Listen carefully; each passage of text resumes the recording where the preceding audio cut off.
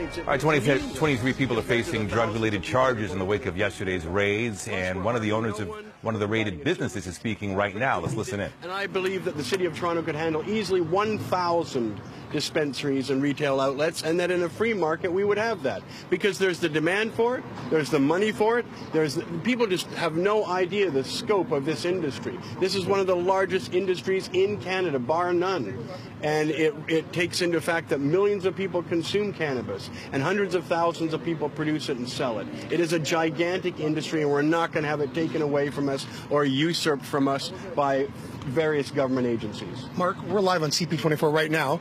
Are you? Do you feel undone by the feds and or the police in this situation?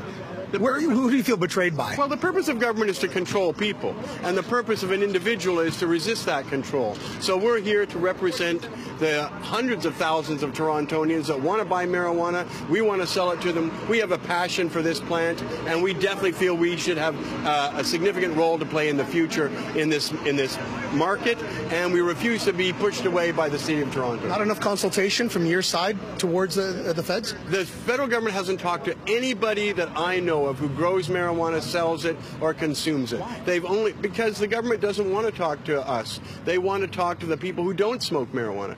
Most of this legalization is being done by people who have always been against marijuana. They were prohibitionists for 45 years, and now with the new government in Ottawa saying they're going to legalize, the very same people who have oppressed us for 45 years are telling us how legalization is going to be. That's not acceptable. Anne McClellan is head of a task force, unacceptable. Bill Blair, former morality squad officer of this city, unacceptable to be telling us how legalization is going to be. So we have to force the landscape to a change to what we see as the proper vision, because clearly no one is listening to us, no one wants to listen to us. The millions of Canadians that consume cannabis are irrelevant to the discussions that are going on with the City of Toronto, the province of Ontario, and the federal government. So we have to force the landscape to look like what we want it to be. Which is what do you want to say?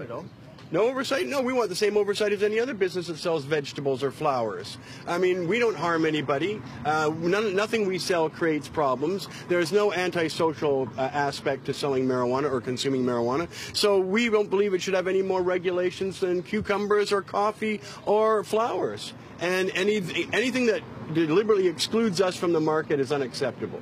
Every single Canadian who has a passion for marijuana should be entitled to go into business and serve the public and serve the demand. And the federal government and the City of Toronto have a different idea. That's contrary to mine, so we are here to enforce our vision.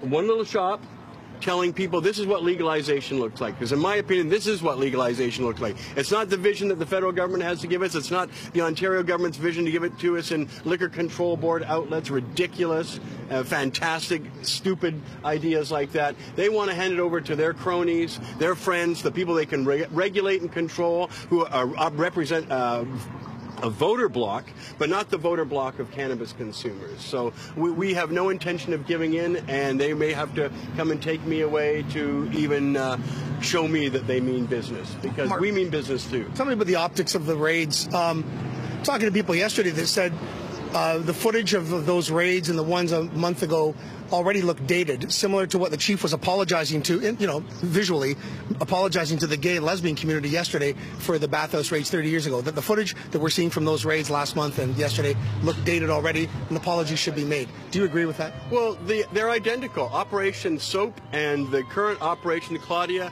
are identical. They're attacking peaceful people who harm no one, who are in demand in the community. The community clearly wants us. All the neighbors agree that it's a great thing. It's bringing a lot of people. It's bringing money. The people love to buy marijuana in a shop rather than on the street. So to me, they're identical. They're picking on peaceful, honest citizens for no other reason than prejudice. It's pure prejudice. These are marijuana haters, and they are making their hatred known through an expression of force, through an expression of these laws. And it's completely inappropriate for 2016, the year we're in now. I've been fighting this for 35 years of my life. I can't believe that I've actually been arrested in this country 28 times, and have spent 5 years in the United States and over a year in Canada in various jails and prisons advocating this.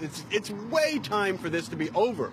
We should not even be discussing this in 2016. Marijuana is one of the most beneficial plants on the planet. It doesn't harm anybody. It presents a great deal of good, and we intend to push our vision of what legalization should look like What is your vision here, if you could describe to us? What's your ideal vision? Simple. Anybody who loves marijuana and has a passion for it should be able to grow it, sell it, and consume it, and without any kind of exclusion. The licenses I expect to get for a business like this would be the same as a convenience store or a flower shop or a vegetable shop. It shouldn't be something onerous and exclusive so that this business is handed over to people that don't have a passion for marijuana. Thank you. Okay. Thank you. When do you open up? All right, that's Marc Emery, the co-owner of this shop. We spoke yesterday on the phone as the raids were happening to his wife, Jody, who's still in Vancouver, about these raids. As you mentioned off the top of the show, Nathan, four more stores were raided yesterday. Three of them downtown, and this one here on Queen West. About 4 blocks west of our station.